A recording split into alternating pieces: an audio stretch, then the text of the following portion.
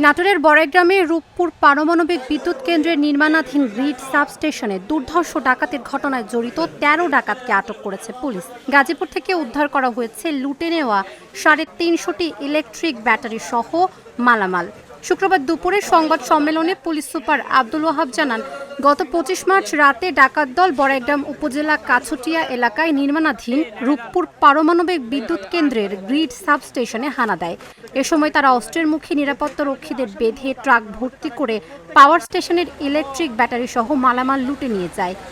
এ ঘটনায় মামলা হলে মামলার তদন্ত কর্মকর্তা বনপাড়া তদন্ত কেন্দ্রের এসআই শামীম আহমেদ ও গোয়েন্দা তৎপরতার মাধ্যমে বৃহস্পতিবার রাতে গাজীপুরের শ্রীপুর থেকে লুট করা মালামাল উদ্ধার ও সিরাজগঞ্জ থেকে ট্রাক জব্দ করে নাটোর জেলা পুলিশের একাধিক টিম। ওইসব স্থান থেকে আটক করা হয় ১৩ জন ডাকাতকে। আটককৃত প্রত্যেকের বিরুদ্ধে ৩টি থেকে সর্বোচ্চ ২০টি পর্যন্ত ডাকাতি, হত্যা, লুটপাটের মামলা রয়েছে বলে জানায় পুলিশ। মালামাল উদ্ধারের কাজ এখনও চলমান। অধিকাংশ লোকই আমরা অ্যারেস্ট করেছি, তার মধ্যে ১৩ জন অলরেডি আমাদের কাছে অ্যারেস্ট আছে, প্লাস ডাকাতির সঙ্গে যে সংশ্লিষ্ট মালামাল ছিল সেই মালামাল সহ আমরা উদ্ধার করতে পেরেছি। এই ডাকাতির সাথে জড়িত যারা ছিল তারা ছিল আমাদের বিভিন্ন জেলা থেকে আগত এবং তাদেরকে আমরা বিভিন্ন জেলা থেকে অ্যারেস্ট করেছি।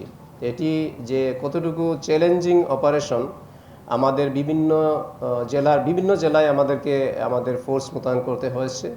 আমাদেরকে অভিযান পরিচালনা করার জন্য আমরা পুলিশ হেডকোয়ার্টারের স্পেশাল অ্যাসিস্ট্যান্স নিয়েছি এবং আমাদের জেলার ডিবি পুলিশ থেকে শুরু করে থানার সহযোগিতা সবাই মিলেই এবং আমার সার্বিক নির্দেশনায় এই জিনিসটা রিকভার করা সম্ভব হয়েছে।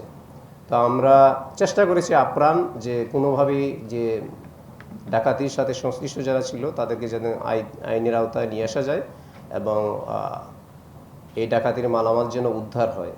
আমি সেই সঙ্গে বলবো যে যারা এখানকার পাওয়ার প্ল্যান্ট নির্মাণ করছেন ওনাদেরকে একটু সচেতনতা বাড়াতে হবে। ওনারা সেখানে যারা পাহারাদার তাদের বয়স আপনারা যদি দেখবেন যে 60 ঊর্ধ্ব বা তাদের ওই রকম সিকিউরিটির যে একটা ধারণা সেই কনসেপ্টটা অনেক সময় তাদের ল্যাপস আছে। তারা যেখানে সেই পাওয়ার গ্রিডের যে ব্যাটারিগুলো রেখেছিলেন, আমার কাছে মনে হয়েছে, আমি নিজে ভিজিট করেছি, সেখানে উন্মুক্ত একটা রুমের মধ্যে বাইরে থেকেও সেগুলা সুস্পষ্টভাবে দেখা যায়। তো তাদেরও আমার মনে হয় এখানে একটু নিজস্ব সিকিউরিটি সেন্স থেকে তাদের একটু সচেতন হওয়া।